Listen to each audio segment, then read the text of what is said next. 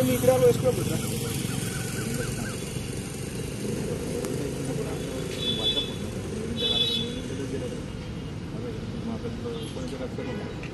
आपलं कुठल्याही प्रकारचा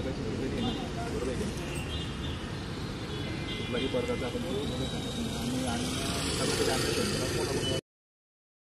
पोलीस अधीक्षक यांना निवेदन दिलेलं आहे. काय मागणी आपली नेमकी? मागणी अशी सर माझी, आमच्या गावामध्ये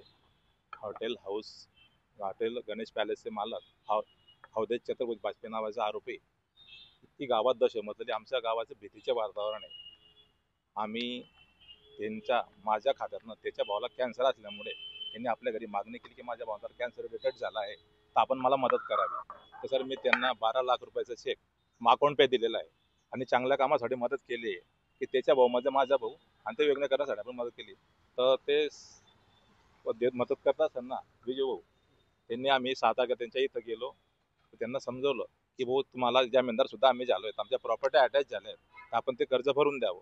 ते कर्ज भरतो सांगितलं तर त्यांनी ते कर्ज सोडले भरले नाही. तर माझ्यावर बंदूक ताणून माझ्याकडे भरलेली बंदूक आहे, लोड केलेली बंदूक आहे, मी तुला मारून टाकेल, तुला संपून टाकेल आणि तू फक्त जळगावला जाऊन दाखव. माझ्याकडे सोने गँग आहे, तायडे गँग आहे आणि मला धमकी दिलेली आहे. तर आमच्या घरात 10 तारखेपासून फार भीतीचे वातावरण सर. तर आमच्या स्थानिक PI कडे मी 11 तारखेपासून फिरतोय. 11 तारखेपासून मी 12ला लेखी अर्ज दिलाय, त्याच्यामध्ये सगळं नमूद केलंय.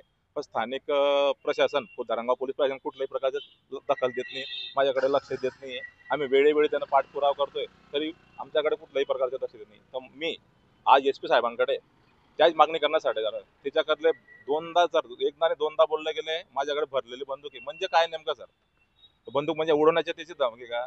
म्हणजे जो आरोपी आहे तो कोणत्या वृत्ताचे आहे हे स्थानिक PIला समजत नाही का?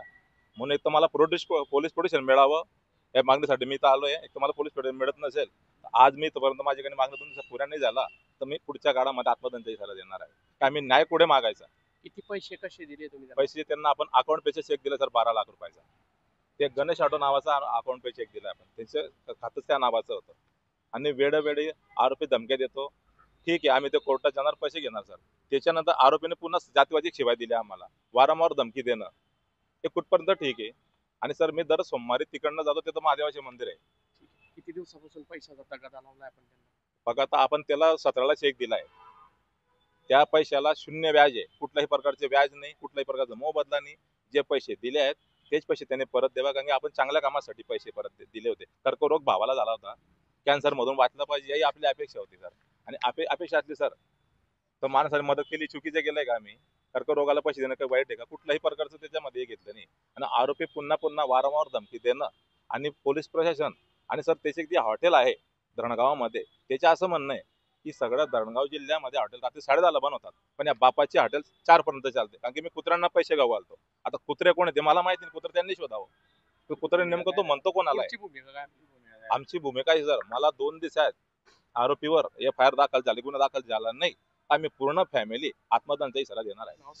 गांधी तीर्थ निसर्गाच्या सानिध्यात महात्मा गांधींच्या जीवनावरील जगातील पहिले मल्टीमीडिया म्युझियम. आजच भेट द्या. गांधी तीर्थ, जैन हिल्स, जळगाव. अधिक माहितीसाठी www.gandhifoundation.net वर व्हिजिट करा.